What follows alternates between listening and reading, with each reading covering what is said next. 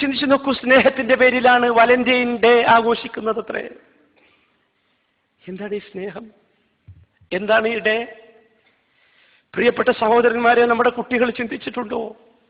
ഈ ഡേക്ക് ആശംസകൾ അയച്ചപ്പോൾ, അതിന്റെ പേരിൽ ഗ്രീറ്റിംഗ്സുകൾ അയച്ചപ്പോൾ, അതിന്റെ പേരിൽ ആശംസകൾ പരസ്പരം കൈമാറിയപ്പോൾ, അതിനുവേണ്ടി വാർത്താ മാധ്യമങ്ങൾ ഉപയോഗിച്ചപ്പോൾ, അതിനുവേണ്ടിയുള്ള സൗജന്യമായ പരസ്യങ്ങൾ, സൗജന്യമായ പരസ്യ,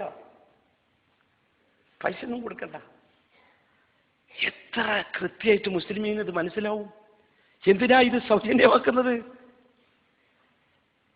ആലോചിച്ചു നോക്കൂ, എന്തായിരുന്നു ഇത് എന്ന് നമ്മൾ ആരെങ്കിലും ചിന്തിച്ചോ? ഈ വാലന്റൈൻ എന്ന് പറയുന്നത് റോമിൽ ജീവിച്ച ഒരു അച്ഛന്റെ പേരായിരുന്നു. അതിന്റെ ചരിത്രം വായിച്ചു നോക്കൂ, അങ്ങനെ മനസ്സിലാക്കാൻ സാധിക്കും. നമ്മളെ മാപ്പിളക്കുട്ടികൾ ആഘോഷിക്കുന്ന ആഘോഷത്തിന്റെ ഒരച്ഛന്റെ പേരായിരുന്നു. അച്ഛനെ ഗ്രീക്ക് റോമൻ ഭരണകൂടം അച്ഛനെ ജയിലിലടച്ചു. ജയിലിലടക്കാനുണ്ടായ കാരണം, അന്ന് ക്രിസ്ത്യാനികൾക്ക്, അന്ന് അവിടെയുണ്ടായിരുന്ന പട്ടാളക്കാർക്ക് വിവാഹം നിരോധിച്ചിരുന്നു റോമൻ ഗവൺമെന്റ്. പ്രത്യേകിച്ച് ഗവൺമെന്റിൽ ജോലി ചെയ്തിരുന്ന പട്ടാളക്കാർക്ക്. പക്ഷെ ഗവൺമെന്റ് അറിയാതെ ഈ അച്ഛൻ പട്ടാളക്കാർക്ക് വിവാഹബന്ധങ്ങൾ ഉണ്ടാക്കി കൊടുത്തു. ഗവൺമെന്റ് ഇത് കണ്ടുപിടിച്ചു, അച്ഛനെ പിടിച്ച് ജയിലിലിട്ടു. ജയിലിലിട്ട സമയത്ത് ജയിലറുടെ മകളുമായി അച്ഛൻ പ്രണയത്തിലായി. അന്നത്തെ ക്രിസ്ത്യാനി സംസ്കാരം അനുസരിച്ച് ഇന്നും ചില വിഭാഗങ്ങൾക്ക് പുരോഹിതന്മാർക്ക് വിവാഹം ചെയ്യാൻ പാടില്ല, അച്ഛന് വിവാഹം ചെയ്യാൻ പാടില്ല. പക്ഷേ ഇതിന്റെ പേരിൽ അച്ഛനെ തൂക്കിക്കൊല്ലാൻ വേണ്ടി ഗവൺമെന്റ് വിധിക്കുന്നു. എന്നിട്ട് അച്ഛനെ വിളിച്ചു വരുത്തി ഈ ഗ്രീക്ക് റോമൻ ഭരണകൂടം അദ്ദേഹത്തോട് പറയുന്നു, നിന്നെ വേണമെങ്കിൽ ഞങ്ങൾ രക്ഷപ്പെടുത്താം, നീ ഒരു കാര്യം ചെയ്യണം, നീ ക്രിസ്ത്യാനിറ്റി വിട്ട് ഞങ്ങളുടെ മതത്തിലേക്ക് വരണം. ഗ്രീക്ക് റോമൻ ദേവതകൾക്കും ദേവതകളെയും ദേവന്മാരെയും ആരാധിച്ചിരുന്ന പ്രത്യേകമായ ഒരു മതമായിരുന്നു, അതിലേക്ക് വരണം. അച്ഛൻ നിരാകരിച്ചു. അങ്ങനെ അച്ഛനെ തൂക്കിക്കൊന്ന ദിവസമാണ് പ്രിയപ്പെട്ട മനുഷ്യരെ നിങ്ങൾ അറിഞ്ഞോ ഈ സാധനം ആഘോഷിക്കുന്നത്? മദീനയിൽ വന്ന റസൂല് ചോദിക്കുന്നു, ഈ രണ്ടാഘോഷങ്ങൾ എന്താഘോഷമാണ്? ഇതെന്താഘോഷമാണ്? ഈ ദിവസത്തിന്റെ പ്രത്യേകത എന്താണ്? അവര് പറഞ്ഞു, ഞങ്ങൾ ജാഹിലിയ കാലഘട്ടത്തിൽ കളിച്ചിരുന്ന ആഘോഷിച്ചിരുന്ന ദിവസങ്ങളാണ്. അള്ളാഹുവിന്റെ റസൂൽ അവരോട് പറഞ്ഞത് എന്തെന്നറിയുമോ? ഇന്നല്ലാഹ ഖദ് അബ്ദലകുമുല്ലാഹു ബിഹിമാ ഖൈറൻ മിൻഹുമാ യൗമൽ അദ്ഹാ വ യൗമൽ ഫിത്ർ. നിങ്ങൾക്ക് അല്ലാഹു അതിനേക്കാൾ ഖൈറായ രണ്ടെണ്ണം തന്നിട്ടുണ്ട്. ഒന്ന് യൗമുൽ അദ്ഹാ വ യൗമൽ ഫിത്ർ, ഈദുൽ അദ്ഹയും ഈദുൽ ഫിത്റുമാണ്. മറ്റു ആചാരങ്ങളുടെ പിന്നാലെ പോകേണ്ടതില്ല എന്നല്ലേ മുത്തു നേതാവ് പഠിപ്പിച്ചത്? എന്തേ ഈ ഹദീസിന് നമ്മൾ വില കൽപ്പിക്കാത്തത്? എന്തുമാത്രം ആലോചിച്ച് നോക്കൂ, എവിടെയാണ് നാം നിൽക്കുന്നത്? യാതൊരു മടിയുമില്ലാതെ അതിന് ആശംസ പറയാനും ആശംസ പറയുന്നവനോട് സെയിം ടു യു എന്ന് പറയാനൊന്നും ഒരു മടിയുമില്ലാത്ത അവസ്ഥയിലേക്ക് ഈ സമൂഹം അധപതിച്ചില്ലേ? ഇസ്ലാം സ്നേഹത്തിനെതിരല്ല. സ്നേഹം ഇസ്ലാമിന്റെ മുഖമുദ്രയാണ്. ഇസ്ലാമിന്റെ മുഖമുദ്രയാണ് സ്നേഹം. പക്ഷേ ഇത്തരത്തിലുള്ള ആഘോഷങ്ങളിലോ ദിനങ്ങളിലോ ഒതുങ്ങി നിൽക്കേണ്ടതല്ല ഇസ്ലാമിന്റെ സ്നേഹം. ഏതെങ്കിലും ഒരു പ്രത്യേക പ്രായത്തിൽ കാമുകിക്ക് കാമുകനോടോ കാമുകന് കാമുകിയോടോ തോന്നുന്ന ഒരു വികാരമല്ല ഇസ്ലാമിന്റെ ഭാഷയിലുള്ള സ്നേഹം എന്ന് പറയുന്നത്.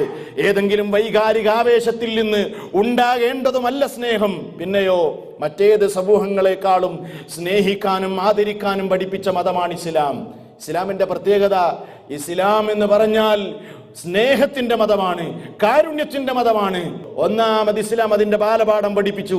എവിടെ തുടങ്ങണം നിന്റെ സ്നേഹം? ഒന്നാമതായി നിനക്കുണ്ടാകേണ്ട സ്നേഹം ആരോടാണ്? നിന്നെ പടച്ച, നിനക്ക് അനുഗ്രഹങ്ങൾ തന്ന, നിന്റെ എല്ലാ നിഅമത്തിനും കാരണമായ നിന്റെ ഏകനായ റബ്ബിനോടാകട്ടെ നിന്റെ ഒന്നാമത്തെ സ്നേഹം. ആ സ്നേഹത്തിന് പരിധികളില്ല. അതുപോലെ മറ്റൊരാളെയും സ്നേഹിക്കാനും പാടില്ല. അല്ലാഹ് പറഞ്ഞില്ലേ, വല്ലദീന ആമനു അശദ്ദു ഹുബ്ബൻ ലില്ലാഹ്. മുഅ്മിനീങ്ങൾ ഏറ്റവും ശക്തമായ സ്നേഹം അല്ലാഹുവിനോടാണ്. അല്ലാഹുവിനോടുള്ള സ്നേഹം ഒന്നാമത്തെ നമുക്കുണ്ടാകേണ്ട സ്നേഹം. ആ സ്നേഹം കുറയാൻ പാടില്ല, അതിൽ കളങ്കമുണ്ടാകാൻ പാടില്ല. അതുപോലെ അവന്റെ ഒരൊറ്റ പടപ്പിനെയും സ്നേഹിക്കാൻ പാടില്ല.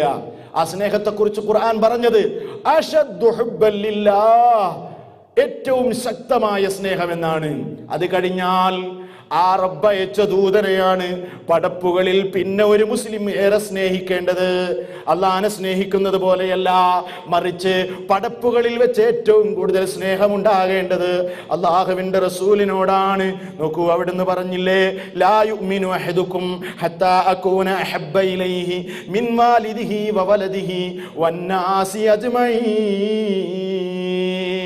നിങ്ങളിൽ ഒരാളും വിശ്വാസിയാകുന്നതല്ല അവന് ഞാൻ പ്രിയപ്പെട്ടവനാകുന്നത് വരെ, അവന്റെ മാതാപിതാക്കളെക്കാൾ, അവന്റെ സന്തതികളെക്കാൾ, വന്നാസി അജ്മഈൻ എന്ന് വേണ്ട ലോകത്തുള്ള സർവ്വ മനുഷ്യരെ കാണും റസൂലിനെ സ്നേഹിക്കുന്നത് വരെ ഒരാൾക്ക് ഈമാനിന്റെ മാധുര്യം നുകരാൻ കഴിയില്ല. ഇവിടെ മുതലാണ് ഇസ്ലാമിന്റെ സ്നേഹത്തിന്റെ അസ്ഥിവാരം ആരംഭിക്കുന്നത്. ഒന്ന് അള്ളാഹുവിനോടുള്ള സ്നേഹമാണ്, രണ്ട് റസൂലിനോടുള്ള സ്നേഹമാണ്, പിന്നെ അവന്റെ ദീനിനെ സ്നേഹിക്കണം.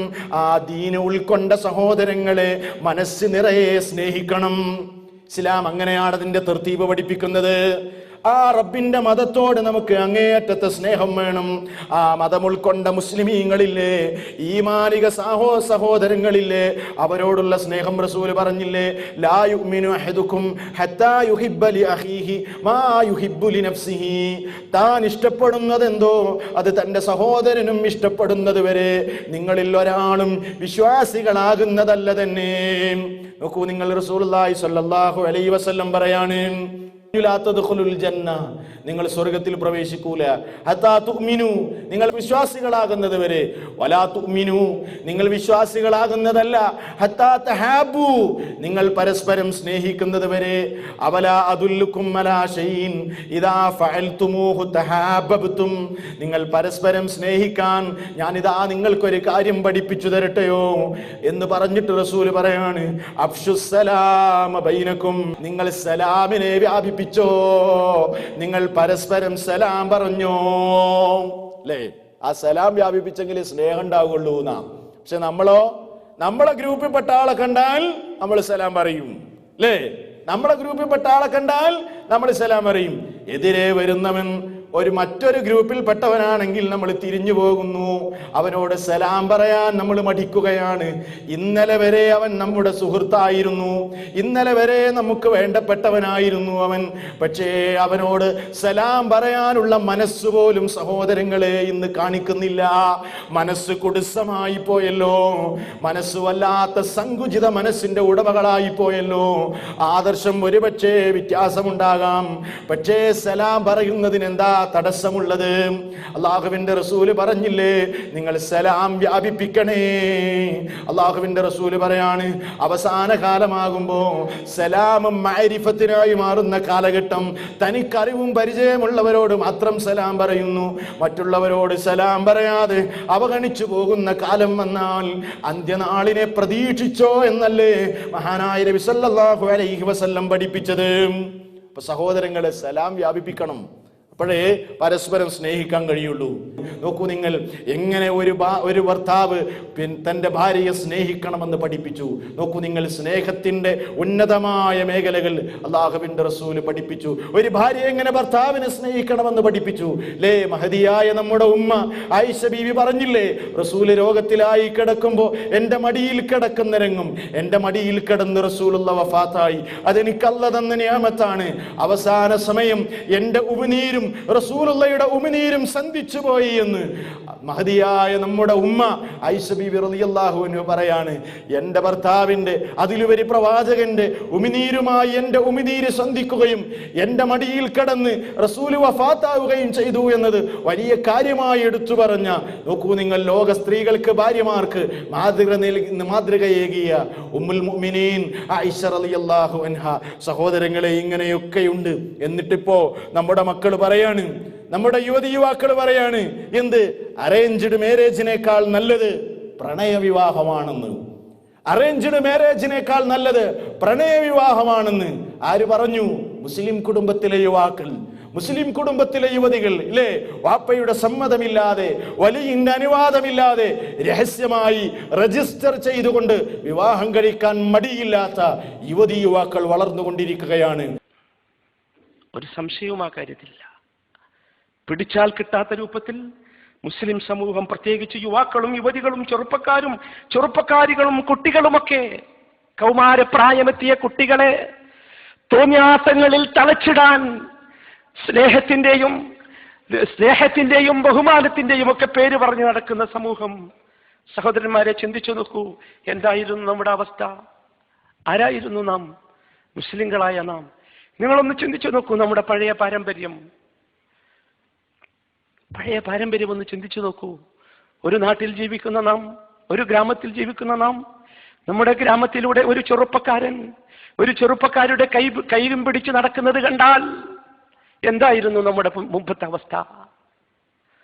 നാം അവനെ തുറച്ചു നോക്കുകയില്ലേ? പരിഹസിക്കുകയില്ലേ? വിളിച്ചു ഗുണദോഷിക്കുകയില്ലേ?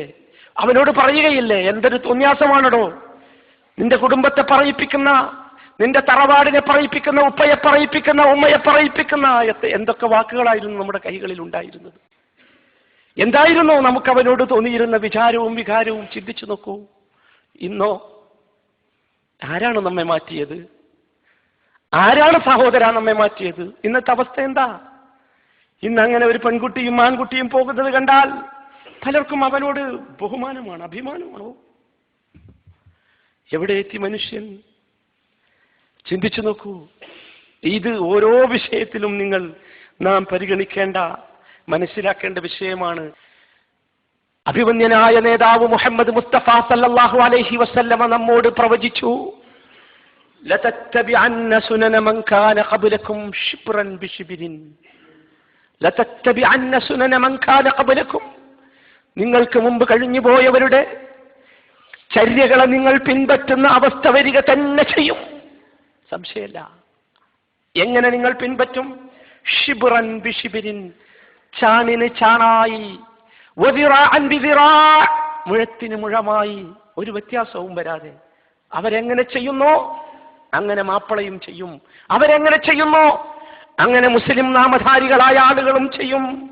എന്നിട്ട് ഹത്താ ലൗ ദഖലൂ ജുഹ്റ ദബ്ബിൻ തബിഅതുമൂഹും, അവരെങ്ങാനും പോയി ഒരു ഉടുമ്പിന്റെയോ പാമ്പിന്റെയോ മാളത്തിലേക്കാണ് അവർ പ്രവേശിക്കുന്നതെങ്കിൽ ഈ പാവപ്പെട്ട മുസ്ലിമും അവരുടെ പിന്നാലെ പോയി അതിലൊക്കെ പ്രവേശിക്കും.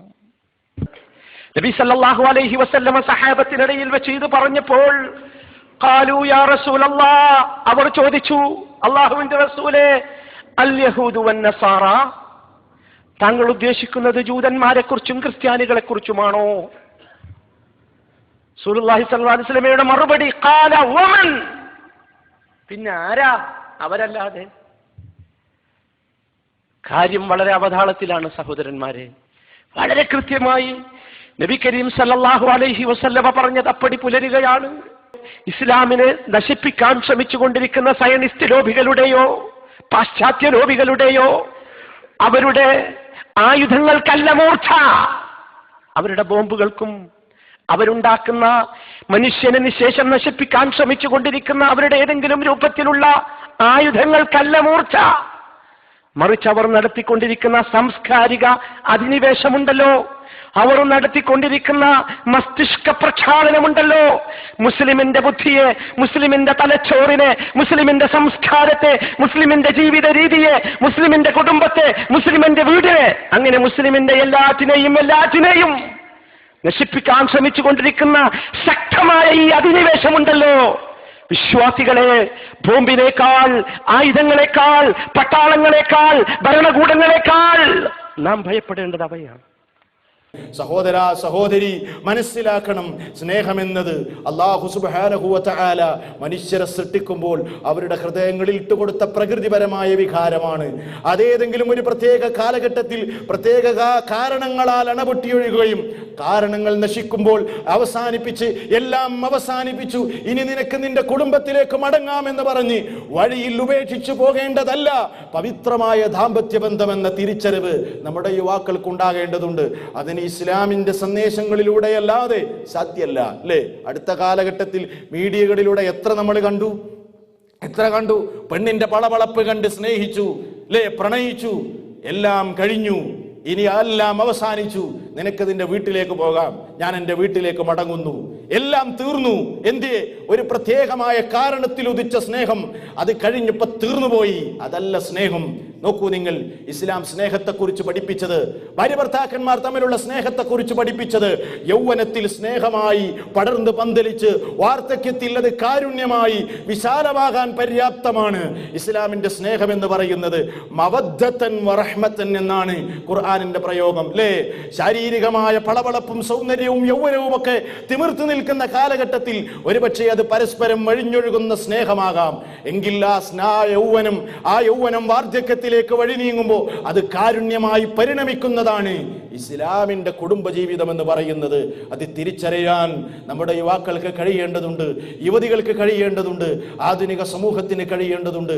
അതുകൊണ്ട് സഹോദരങ്ങളെ, ഇത്തരം ദുഷിച്ചാചാരങ്ങളുടെ ദുരന്തങ്ങൾ നമ്മൾ വിശദീകരിച്ചു കൊടുക്കണം. ഇസ്ലാമിന്റെ സന്ദേശങ്ങൾ കൂടുതൽ ബോധ്യപ്പെടുത്തി കൊടുക്കണം. ഇസ്ലാമിലൂടെയല്ലാതെ മോചനമില്ലെന്ന തിരിച്ചറിവ് നമ്മുടെ പുതുതലമുറക്കുണ്ടാകണം. ആ നിലക്ക് കാര്യങ്ങൾ കൂടുതൽ പഠിക്കുകയും മനസ്സിലാക്കുകയും ചെയ്യുക. സർവ്വലോക പരിപാലകനായ നാഥൻ അവന്റെ ദീനിന്റെ നിയമങ്ങൾ മുറുകെ പിടിച്ചുകൊണ്ട് ജീവിക്കാൻ നമുക്കേവർക്കും തൗഫീഖ് നൽകി നമ്മെ അനുഗ്രഹിക്കുമാറാവട്ടെ. അറിഞ്ഞോ അറിയാതെയോ സംഭവിച്ചു പോയ അപരാധങ്ങൾ അള്ളാഹു നമുക്ക് പുറത്തു മാപ്പാക്കി തരുമാറാവട്ടെ. അന്യ സംസ്കാരങ്ങളും അന്യമതങ്ങളുടെ ആഘോഷങ്ങളുമൊക്കെ വർദ്ധിച്ചു വരികയും അതിലേക്ക് ആകൃഷ്ടരായിക്കൊണ്ടിരിക്കുകയും ചെയ്യുന്ന ഈ കാലഘട്ടത്തിൽ ദീനനുസരിച്ച് ദീന് മുറുകെ പിടിച്ച് മുന്നേറാനുള്ള ഈമാനികമായ ശക്തി അല്ലാഹു സുബ്ഹാനഹു വ തആല നമുക്ക് ഏവർക്കും തന്ന് അനുഗ്രഹിക്കുമാറാവട്ടെ. നമ്മെയും നമ്മുടെ മക്കളെയും നമ്മുടെ കുടുംബങ്ങളെയും മാതാപിതാക്കളെയും ഒക്കെ സ്വർഗത്തിൽ അല്ലാഹു ഒരുമിച്ച് ചേർക്കുമാറാകട്ടെ. ഖബറിൽ അല്ലാഹു അദാബിൽ നിന്ന് നമുക്ക് രക്ഷയും സമാധാനവും നൽകുമാറാകട്ടെ. അല്ലാഹു സുബ്ഹാനഹു വ തആല അയച്ച പ്രവാചകന്റെ ചര്യകൾ ജീവിതത്തിൽ പാലിച്ചു പോരുന്ന, അത് പിൻപറ്റി പോരുന്ന മുത്തഖീങ്ങളിൽ അല്ലാഹു നമ്മെ ഉൾപ്പെടുത്തി അനുഗ്രഹിക്കുമാറാവട്ടെ.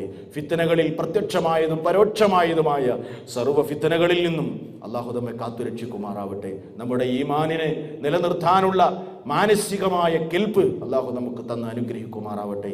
റബ്ബനാ തഖബ്ബൽ മിന്നാ ഇന്നക അൻതസ് സമീഉൽ അലീം വതുബ് അലൈനാ ഇന്നക അൻതത് തവ്വാബുർ റഹീം. വസ്സലാമു അലൈക്കും വറഹ്മത്തുള്ളാഹി വബറകാതുഹു.